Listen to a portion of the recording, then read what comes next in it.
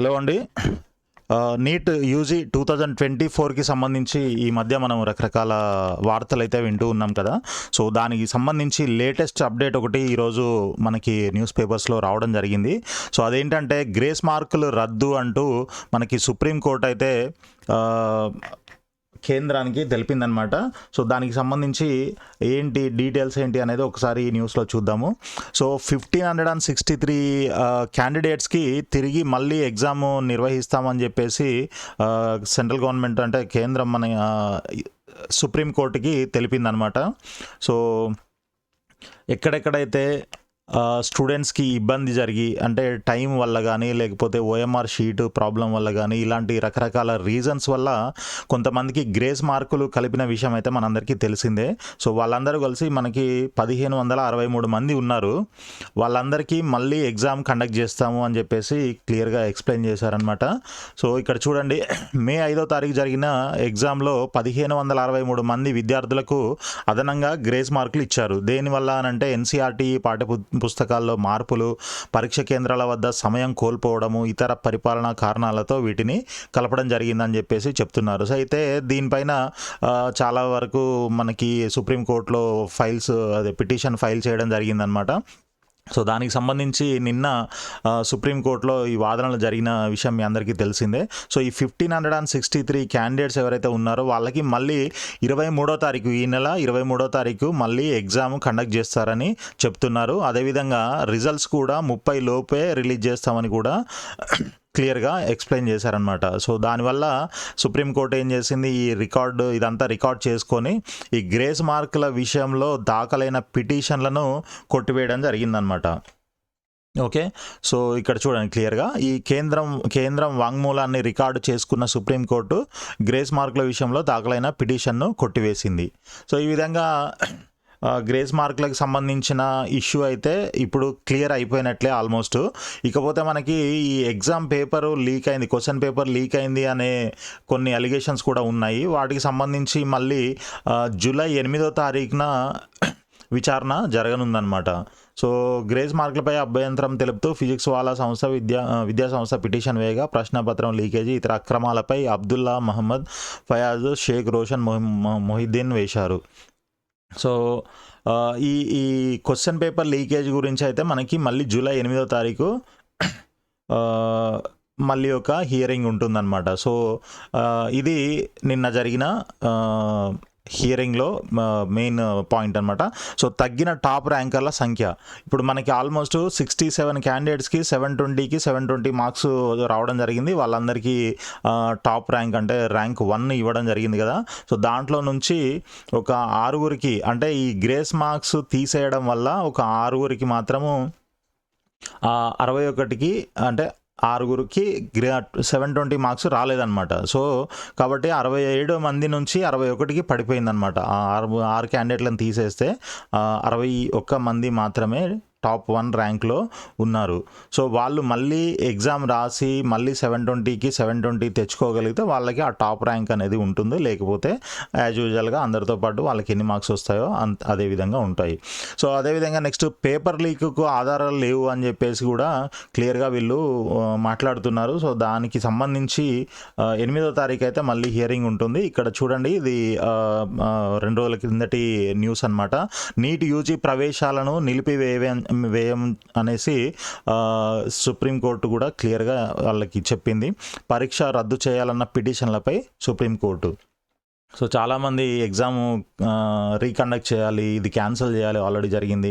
ఎందుకంటే రకరకాల ప్రాబ్లమ్స్ ఉన్నాయి దీంట్లో, క్వశ్చన్ పేపర్ లీకేజ్ జరిగింది, ఇట్లా రకరకాల రీజన్స్ వల్ల కొంతమంది పిటిషన్ వేయడం జరిగింది. దానిపైన అయితే క్లియర్గా మెన్షన్ చేశారు, రద్దు చేయడం అయితే కుదరదని చెప్పేసి చెప్పారనమాట.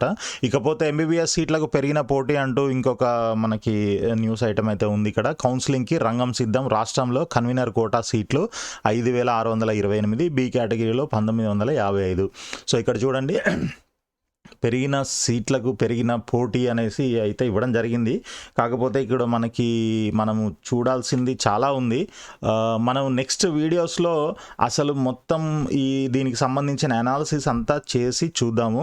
ఇక్కడ పాయింట్ ఏంటంటే ఈ సంవత్సరం నంబర్ ఆఫ్ క్యాండిడేట్స్ పెరిగారు. ఆల్మోస్ట్ 24 లక్షల మంది ఎగ్జామ్ రాయడం జరిగింది. 13 లక్షలకు పైగా క్వాలిఫై అవ్వడం జరిగింది.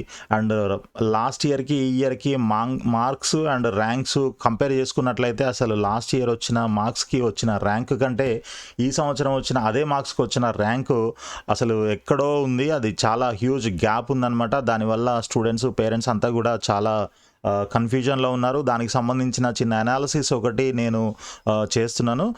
అది మన నెక్స్ట్ వీడియోలో మన అనాలిసిస్ ఏంటి అనేది మీకు ఎక్స్ప్లెయిన్ చేస్తాను క్లియర్గా.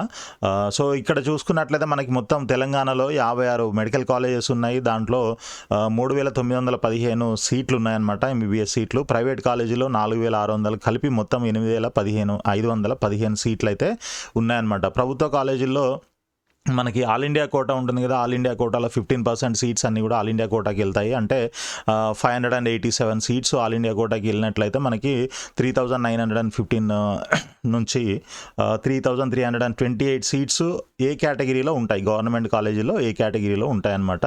సో అదేవిధంగా ప్రైవేట్ కాలేజెస్లో మళ్ళీ మనకి A category, B category and C category అని ఇలా 3 రకాల కోటా ఉంటుంది. సో ఏ కేటగిరీ అని అంటే ఆల్మోస్ట్ ఫ్రీ సీట్ అనుకోవచ్చు, దాని కన్వీనర్ కోటా అని కూడా అంటారు. బి కేటగిరీ అని అంటే మేనేజ్మెంట్ కోటా అంటారు. సి కేటగిరీ అని అంటే ఎన్ఆర్ఐ కోటా అని కూడా అంటారు. వీటికి సంబంధించిన డీటెయిల్స్ అన్నీ కూడా మనం ఫర్దర్ వీడియోస్లో క్లియర్గా మాట్లాడుకుందాము. సో ఇక్కడ బ్రీఫ్గా చూసుకున్నట్లయితే మనకి ప్రైవేట్ కాలేజీల్లో కన్వీనర్ కోటా కింద 2300 సీట్స్ 2300 సీట్స్ ఉన్నాయి. బి కేటగిరీలో 1955, సి కేటగిరీలో 345. ఈ నంబరు ఏదో కొంచెం రాంగ్ ఉందనేసి అనుకుంటున్నాను నేను. సో అవన్నీ మనం ఫర్దర్ వీడియోస్లో క్లియర్గా నేను మీకు ఎక్స్ప్లెయిన్ చేస్తాను. సో రాష్ట్రంలోని ప్రభుత్వ ప్రైవేట్ కళాశాలలో కలిపి మొత్తం 5628 సీట్లు కన్వీనర్ కోటా కౌన్సిలింగ్ నిర్వహించనున్నారు. సో ఇదనమాట.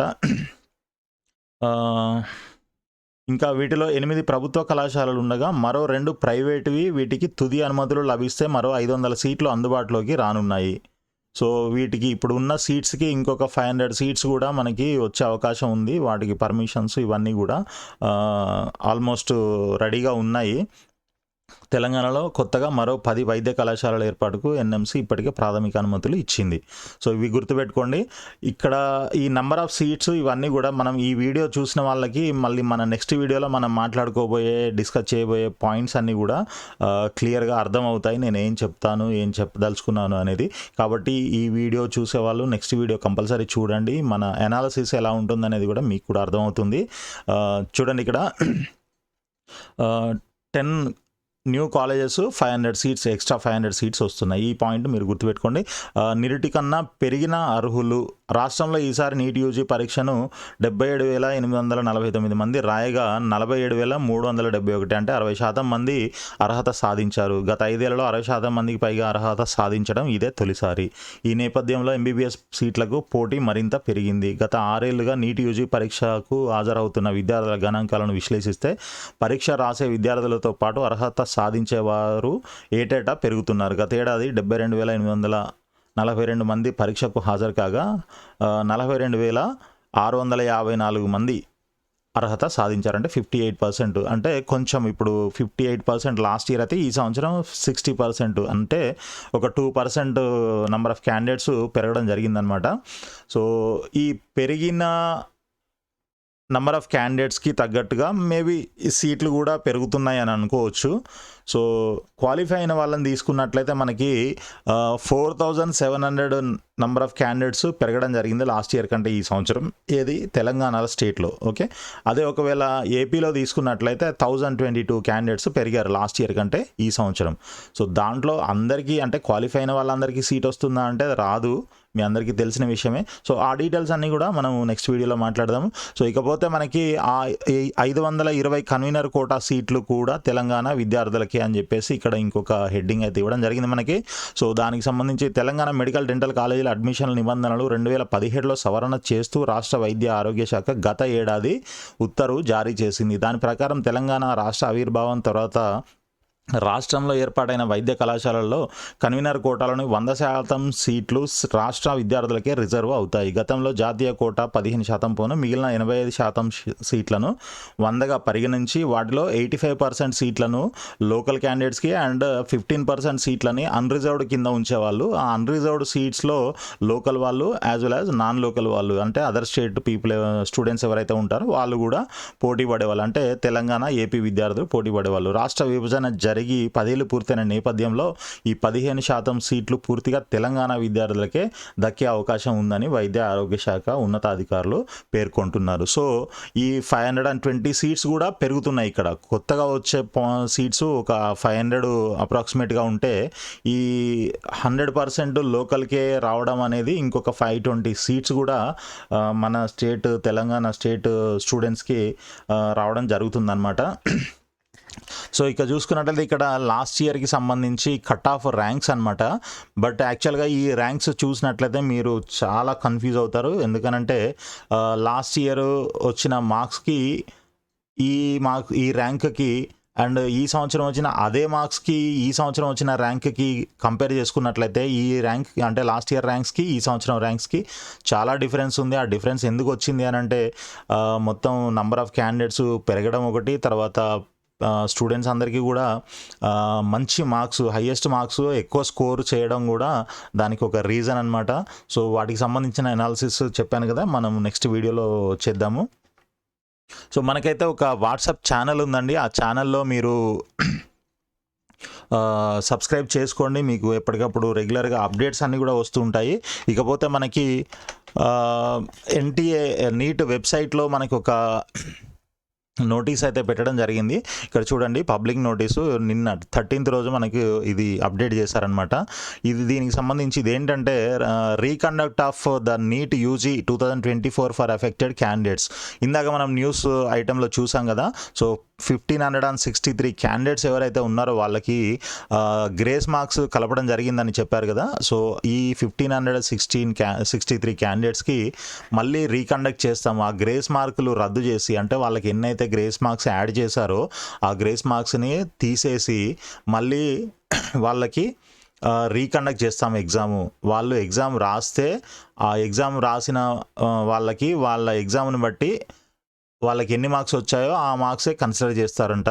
ఒకవేళ వాళ్ళు ఎగ్జామ్ రాయకపోతే ఇప్పుడు గ్రేస్ మార్క్స్ తీసేసిన తర్వాత ఆల్రెడీ ఎన్ని మార్క్స్ అయితే వచ్చున్నాయో వాళ్ళకి ఒరిజినల్గా, సో ఆ మార్క్సే ఉంటాయి అని చెప్పేసి క్లియర్గా ఈ నోటీస్లో ఎక్స్ప్లెయిన్ చేస్తున్నారనమాట. సో ఎగ్జామ్ వచ్చేసి 23rd జూన్న ఉంటుంది, సండే రోజు.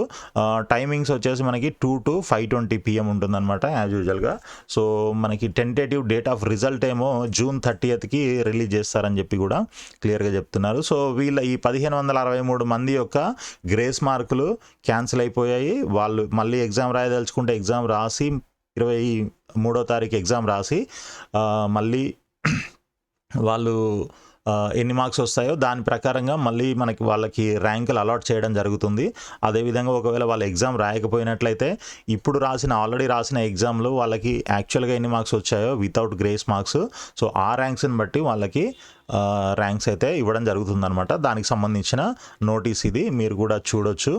లింక్ నేను కింద షేర్ చేస్తాను కామెంట్ బాక్స్లో.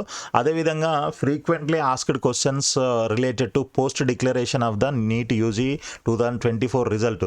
సో రిజల్ట్ వచ్చిన తర్వాత చాలామందికి చాలా రకాల డౌట్స్, క్వశ్చన్స్, ఎంక్వైరీస్ అయితే ఉన్నాయి. సో వాటన్నిటిని కలిపి FAQs రూపంలో ఎన్టీఏ వాళ్ళు మనకి ఇక్కడ అవైలబుల్గా పెట్టడం జరిగింది. ఆల్మోస్ట్ 37 క్వశ్చన్స్కి అయితే ఇక్కడ వాళ్ళు ఆన్సర్ చేశారు. క్వశ్చన్స్ అన్నీ కూడా ఇలా ఉన్నాయి. దాంట్లో మనము కొన్ని ఇంపార్టెంట్ క్వశ్చన్స్ ఒకసారి చూద్దాము. ఈ లింక్ కూడా, ఈ PDF లింక్ కూడా నేను మన వీడియో కింద డిస్క్రిప్షన్లో ఇస్తాను. దాన్ని మీరు ఓపెన్ చేసి కూడా మీరు కూడా క్లియర్గా ఒక్కొక్కటి చూసుకోవచ్చు, ఏ క్వశ్చన్కి ఏంటి ఆన్సర్ చేశారు ఏంటి అనేది. సో ఎంతమంది క్వాలిఫై అయ్యారంటే 13.16 lakhs క్యాండిడేట్స్ వర్ క్వాలిఫైడ్ ఇక్కడ చూస్తే మనకి హయ్యెస్ట్ నంబర్ ఆఫ్ క్యాండిడేట్స్ ఏ స్టేట్స్లో పెరిగారు అని అంటే ఇక్కడ ఉత్తరప్రదేశ్, మహారాష్ట్ర, రాజస్థాన్ ఈ 3 స్టేట్స్లో క్వాలిఫై అయిన క్యాండిడేట్స్ ఇక్కడ చూడండి. 1,65,000 ఉత్తరప్రదేశ్లో, 1,42,000 మహారాష్ట్రలో, 1,21,000 రాజస్థాన్లో. సో ఈ విధంగా హయ్యెస్ట్ నంబర్ ఆఫ్ క్యాండిడేట్స్ ఈ స్టేట్స్లో ఉన్నారు. సో మన ఫర్దర్ వీడియోలో ఏ స్టేట్లో ఎంతమంది క్యాండిడేట్స్ అంటే క్వాలిఫై అయిన వాళ్ళు ఎంతమంది పెరిగారు, లాస్ట్ ఇయర్ కంటే ఈ సంవత్సరం ఎంతమంది పెరిగారు, ఆ పర్సంటేజ్ ఏంటి, అండ్ దాన్ని మనము కేటగిరీ వైజ్ డివైడ్ చేసుకుంటే అప్రాక్సిమేట్గా ఎంతమంది ఉంటారు ఒక ఎస్సీ కేటగిరీ లేకపోతే బీసీఏ కేటగిరీ. ఇప్పుడు మన స్టేట్ లెవెల్కి వచ్చేసరికి బీసీఏ, బీసీడీ ఇలా ఉంటాయి కదా. సో దాని ప్రకారంగా అసలు ఏ కేటగిరీలో ఎంతమంది పెరగడం జరిగింది అంటే ఓవరాల్గా తెలంగాణలో క్వాలిఫై అయిన క్యాండిడేట్స్లో 4,700 క్యాండిడేట్స్ పెరిగారు లాస్ట్ ఇయర్ కంటే ఈ సంవత్సరం. సో దాన్ని డివైడ్ చేసి కేటగిరీ వైజ్గా తీసుకుని ఉంటే ఎంతమంది పెరిగారు. కాబట్టి ఈ విధంగా మనం నంబర్ ఆఫ్ క్యాండిడేట్స్ని అనాలిసిస్ చేసినట్లయితే నంబర్ ఆఫ్ సీట్స్ ఎన్ని, నంబర్ ఆఫ్ క్యాండిడేట్స్ ఎంతమంది, and last year cut off marks ఎన్ని, last year cut off ranks ఏంటి, ఈ సంవత్సరం ఏ ర్యాంక్ వరకు రావచ్చు, ఇలాంటివన్నీ కూడా మనము ఫర్దర్ వీడియోస్లో డిస్కస్ చేద్దామండి. సో ఇంకా నెక్స్ట్ చూసుకున్నట్లయితే ఒక ఇంపార్టెంట్ ఇక్కడ చూడండి, how can any candidate score 718, 719 అనేది ఇది ఆల్రెడీ చాలామందికి తెలిసిన విషయమే. అదేంటంటే 718 ఇప్పుడు ఒక క్వశ్చన్ అటెంప్ట్ చేయలేదు అని అంటే 716 రావాలి. అంటే ఒక క్వశ్చన్కి 4 మార్క్స్, 720 మార్క్స్కి ఒక క్వశ్చన్ అటెండ్ చేయలేదు అని అంటే అన్ని క్వశ్చన్స్ మిగిలిన క్వశ్చన్స్ అన్నీ రైట్ అయ్యాయి, కరెక్ట్ అయ్యాయి అని అంటే 716 మార్క్స్ రావాలి. 4 మార్క్స్ ఒకటి రావు. లేదు అన్నీ అటెంప్ట్ చేశాడు, ఒకటి రాంగ్ అయింది అని అంటే 4 + -1 5 మార్క్స్ పోతే 715 రావాలి. బట్ 718, 719 ఎలాగొచ్చాయి అనేసి చాలామందికి కన్ఫ్యూజన్ ఉంది. So due to the compensatory marks, grace మార్కులు కలిపారని చెప్పాం కదా. సో దాని ప్రకారంగా 2 candidates happen to secure 718 and 719 marks. So ఆ విధంగా వీళ్ళు ఎక్స్ప్లెనేషన్ అయితే ఇస్తున్నారు. నెక్స్ట్ వచ్చేసి were there any candidates besides the 1563 who received compensatory? No. అంటే వీళ్ళు కాకుండా ఇంకెవరైనా ఉన్నారా కాంపెన్సేటరీ మార్క్స్ వచ్చిన వాళ్ళు అని అంటే ఎవరు లేరని చెప్తున్నారు. డిడ్ ద 44 పర్ఫెక్ట్ స్కోర్స్ 44 మంది who benefited from the physics questions who with 2 correct answers also receive compensatory or grace marks? No. అంటే 44 మందికి 720కి 720 వచ్చాయి కదా, వాళ్ళకి ఏమైనా కాంపెన్సేటరీ గ్రేస్ మార్క్స్ కలిపారా అని అంటే అలా ఏం లేదు. వాళ్ళ as previously stated compensatory marks were solely given to address the loss of time. ఎవరైతే టైం లాస్ అయ్యారో ఎగ్జామ్లో వాళ్ళకి మాత్రమే గ్రేస్ మార్క్స్ కలపడం జరిగిందని చెప్పి చెప్తున్నారు. ఇంకా ఈ విధంగా చాలా క్వశ్చన్స్ అయితే ఉన్నాయి. ఈ క్వశ్చన్స్ అన్నిటికీ కూడా ఇక్కడ వీళ్ళు ఆన్సర్ చేయడం జరిగింది. మీరు కూడా గో త్రూ అవ్వండి. సో ఇది చూడండి, every year cut off marks ఎందుకు మారుతున్నాయి అని అంటే మేబీ ఇక్కడ వాళ్ళు చిన్న ఎక్స్ప్లెనేషన్ అయితే ఇచ్చారనమాట. కట్ ఆఫ్ మార్క్స్ అంటే హయ్యెస్ట్ మార్క్స్ ఎలా క్వాలిఫై అంటే స్టూడెంట్స్ ఎలా స్కోర్ చేస్తున్నారో దాని ప్రకారంగా కట్ ఆఫ్ మారుతుంది అని చెప్పేసి ఇక్కడ చెప్తున్నారు. సో 2020లో 147 అన్రిజర్వ్డ్లో, ఓపెన్ కేటగిరీలో 147 ఉన్నాయి, ఎస్సీ ఎస్టీ బీసీ కాదు, ఓన్లీ అన్రిజర్వ్డ్లో ఇచ్చారు ఇక్కడ. 21లో 138, 22లో 117, 23లో 137 ఉన్నాయి, అండ్ 24లో 164గా డిక్లేర్ చేయడం అయితే జరిగింది కట్ ఆఫ్ మార్క్స్. సో ఈ మార్క్స్ని బట్టి మనకి ర్యాంక్స్ అలాట్ చేశారు. ఆ ర్యాంక్స్ని బట్టి మనకి సీట్ అలాట్మెంట్స్ అయితే జరుగుతాయి కౌన్సిలింగ్స్లో, state level and all India quota కౌన్సిలింగ్స్లో. సో ఇంకా అదర్ క్వశ్చన్స్ కూడా చాలా ఉన్నాయి ఇక్కడ. మీకు ఒకవేళ ఇంకా ఇవన్నీ ఏమున్నాయి, ఏమి ఇచ్చారు, ఏం అడిగారు, ఇవన్నీ తెలుసుకోవాలనుకుంటే మీరు లింక్ ఓపెన్ చేసి చూడండి. సో ఇది ఈరోజు అప్డేట్స్ అనమాట. మీరు ఫర్దర్ వీడియోస్ అన్నీ కూడా మిస్ అవ్వకుండా చూస్తూ ఉండండి. సో దట్ మీకు కూడా ఒక ఐడియా ఉంటుంది, మీకు సీట్ వస్తుందా రాదా, ఎంబీబీఎస్ వస్తుందా, బీడీఎస్ వస్తుందా, ఇలాంటివన్నీ కూడా మనం ఫర్దర్ వీడియోస్లో అనాలిసిస్ చేసి మీకు చెప్పాలనుకుంటున్నాను. సో వీడియో కనుక నచ్చినట్లయితే లైక్ చేయండి, అదేవిధంగా సబ్స్క్రైబ్ చేయండి. ఫర్దర్ వీడియోస్ అన్నీ కూడా మీకు నోటిఫికేషన్ రూపంలో వస్తుంటాయి. మీ ఫ్రెండ్స్కి కూడా షేర్ చేయండి, వాళ్ళు కూడా అప్డేట్ అవుతూ ఉంటారు. All the best friends, thank you.